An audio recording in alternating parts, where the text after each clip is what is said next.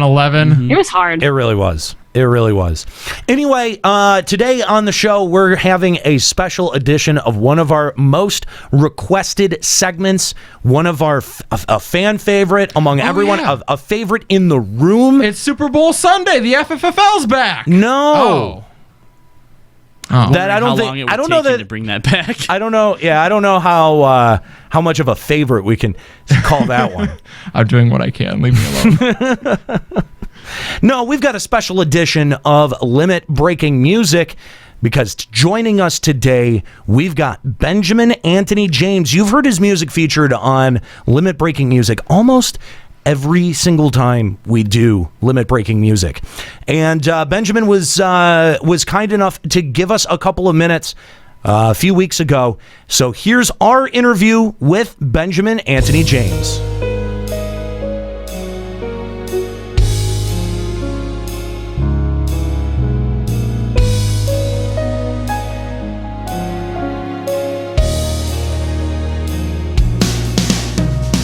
You're listening to Limit Break Radio and a special edition of Limit Breaking Music. Joining us, we have someone who we've featured their music several times on this segment.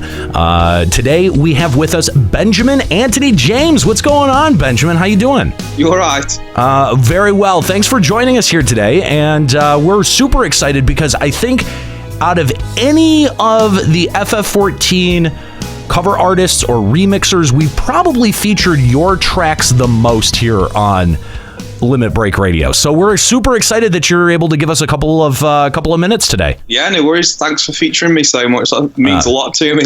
Well, we're big fans. We're all really big fans of your music. We really like what you do. So tell us a little bit first about your background with music, some of your influences. Mainly like game soundtracks a lot of the time. Not just Final Fantasy stuff though. It's silly stuff like Sonic the Hedgehog music. I mean, like, I know it's like kind of retro stuff, but I think the soundtracks are quite detailed, even though it's old school retro, like, you know, chiptune stuff. Since like, I don't know, FF7 when I was younger, that was a big influence on like, you know, what chord structures I'd use to even write my own music and stuff like that. It's interesting that you mention that because what I've noticed is that there have been a lot of documentaries that have talked about game music and the process of making game music, and the influences that go into that seem to vary widely from what you hear represented in pop music. In pop music, you have a lot of pop music that influences other pop music. But with game music, they were pulling influences from jazz and from rock and roll and from funk and bringing them all together in this really unique environment that you wouldn't even really think would be well suited for that. So I do think that, you know, people who have a connection to gaming music end up having a wider appreciation for more genres of music. Yeah, I agree with you in that sense. I think it leaves like if you're a game soundtrack writer, you get more space to do whatever you want. If you're an artist, you sometimes have to fit into that theme all the time. Sure. Because people are like, oh, every song sounds different. That's not right. But if it's a game soundtrack, you can go anywhere with it. For instance, for FF14, there's a bit of everything. There's soft songs, loud songs, crazy songs, you know. So what has been so far your favorite FF14 song to cover? Oh, I knew you were going to ask me this. No. I'm going to say the Shiva one, Oblivion. Must have been. Staring at death, I take a breath. There's nothing left. Now close my eyes for one last time and say goodbye. Lying naked while the snow falls all around me. Drifting closer to the edge, but she won't have me.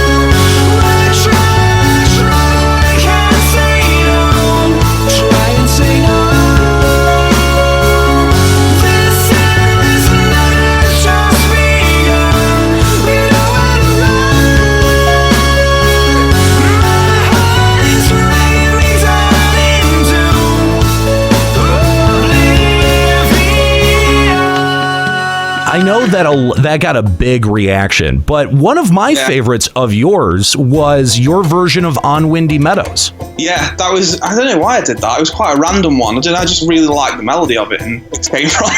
and you had written your own lyrics for that, right? Yeah. Come take my hand to the land where sirens sang. Red swallows weep as the kraken lies asleep. Come take my hand to the land where sirens sang. Calamity unbound follows me on the windy meadows by the sea.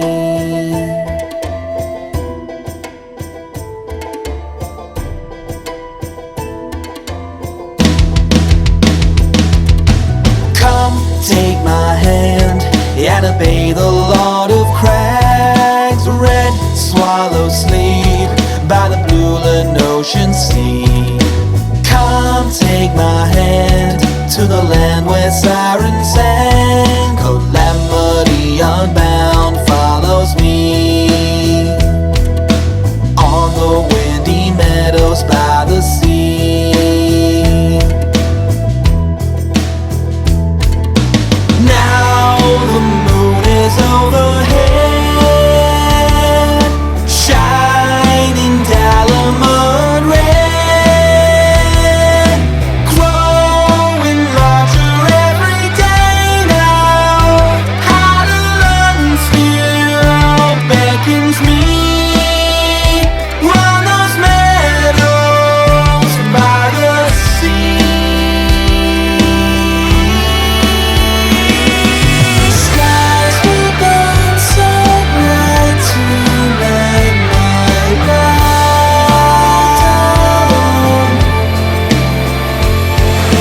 Golems break in search of serpentine.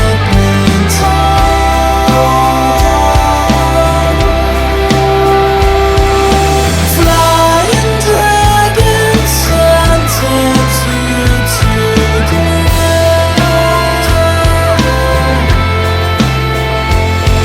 The white raven will make you meet your end.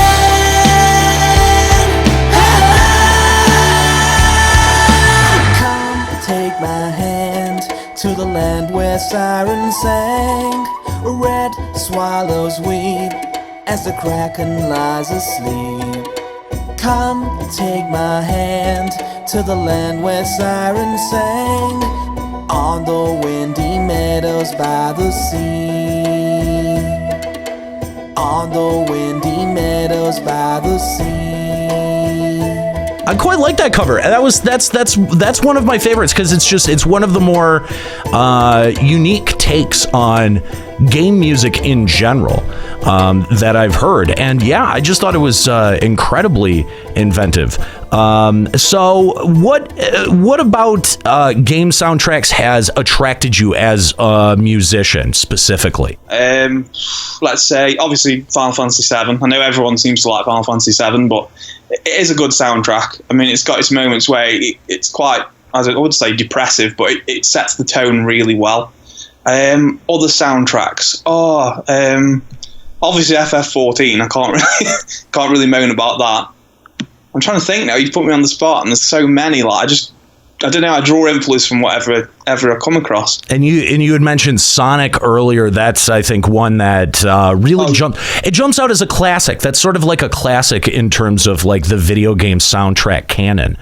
What have you learned since making game remixes and covers? Because this is a really kind of like wide world. Like in the last 5 years, it's gone from primarily operating off of OC Remix to now hundreds of different sites and a ton of different music labels that have popped up servicing game music, and specifically like music that sounds like it would come from games. So like, what have you learned as an artist being involved in this sort of this sort of scene? I think you mentioned the scene. I think the scene for game music covers and stuff like that and writing game music is a hell of a lot friendlier than the general band scene that we're used to in England anyway.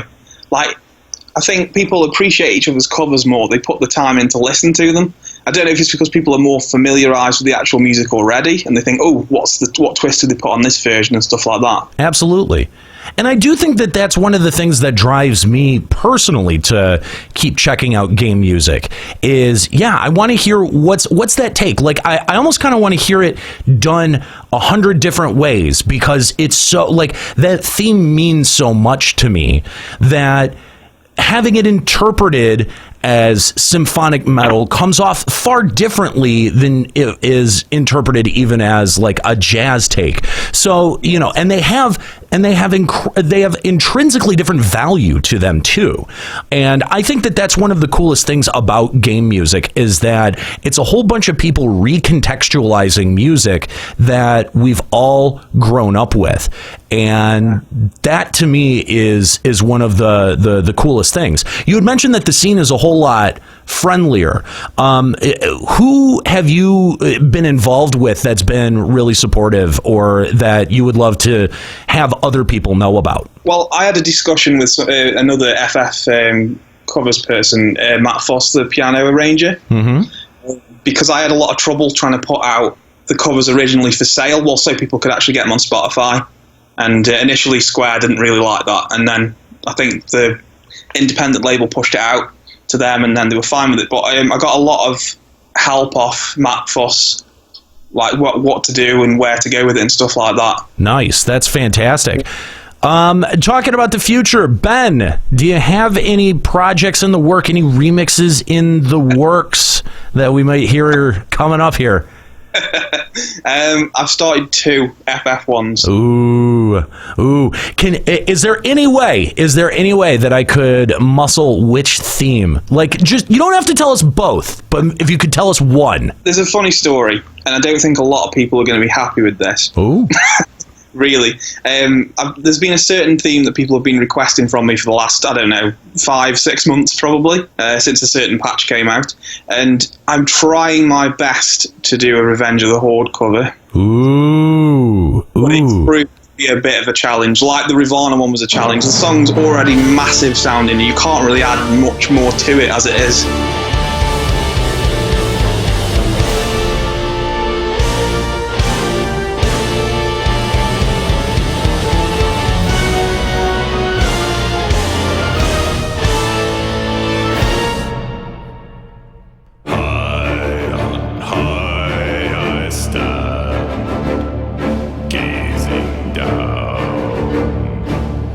To see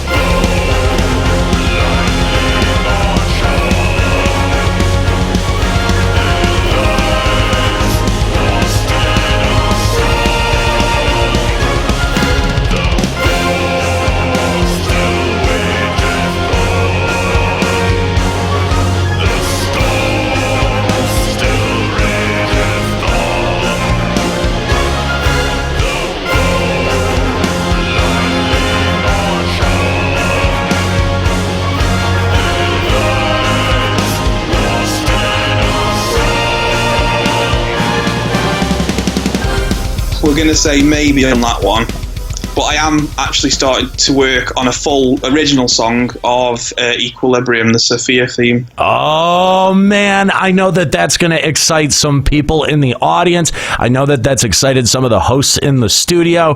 That is huge. I know a ton of people, as soon as the Sophia fight dropped, said that that's among their favorite music in the entire game. It's got a very unique chords for FF, I think. It kind of sounds a little bit Celtic in parts, or old school sound, and I just think it's really interesting. So I love the melody of it. So doing stuff like that fits better with me. I think Revenge of the Horde's I'm forcing it out a bit for the sake of what people want. Sure. Because I like to please people, obviously, but if it's not perfect, it's not going to be put up.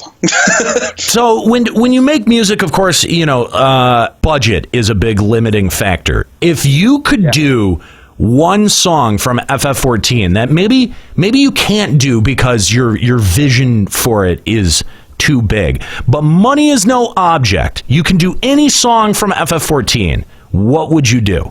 I don't know, because I know a lot, like, for instance, for Revenge of the Horde, like I've already said, a lot of it's orchestral based. Mm-hmm. I know there is plugins available, but you can't get the authenticity that Soken's got from what he's done with it already with, like, the choirs and stuff. If I could get, like, a real choir, that'd just be amazing. There you go. Like there you go. See, but the thing is that you put it out into the ether like that, and someone may end up coming across this interview that goes, I happen to be a choral director, and then things end up happening. So you never know what ends up. That's why I ask that question, because you never know what ends up happening on the other side. Ben, I know that you're a busy guy, and we don't want to take up a ton of your time here today.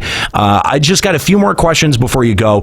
What do you hope to hear out of Stormblood? I mean, obviously, FF14 is a wide spectrum of music that is encompassed in the soundtrack throughout the two versions of the game and the expansion that we've had. What would you like to hear musically out of Soken moving forward into Stormblood? I'd like to hear maybe. I know he did the Shiva song, which was kind of like, it wasn't pop punk, but it was kind of like, a bit more light-hearted rock. I'd actually like to hear him to do actual pop punk, I think. I want to hear it. Just because I know he's got that far with that song. We've had the metal, we've had the, Sephiroth. Had the Sephiroth, and industrial pretty well represented over there with Alexander as well. And yeah, it would be kind of cool to hear to hear like a pop punk vibe coming out of Soken, because I've always kind of, and this is kind of funny that you've picked up on this too, that I've always kind of felt a little bit of undertones of punk that go on in a lot of those primal tracks. Yeah, the dude's insane. He can do anything. Every single patch, there's something I'm just like, what? Yeah. It really is. Soken is one of those that does deliver every single patch, and man, what an enormous talent. And speaking of talent, you can check out Benjamin Antony James, of course, on YouTube and SoundCloud, and we hope that you do. He's got a whole bunch of FF14 covers that you can check out. Ben, let everyone know where they can find you on social media and on the web. You know what? I've got no idea, but if they just type my videos into YouTube, they'll find them.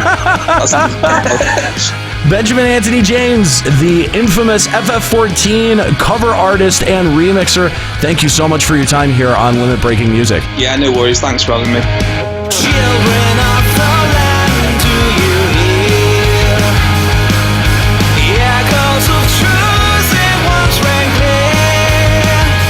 Two souls intertwined, one true love they did find, bringing love in heaven's near. The flames that burn for brides who fell dark, the memories in my shattered hearts. In the waxing gloom, did we not love was moon, watching as our worlds drift apart. Huge shout out and thank you to Benjamin Antony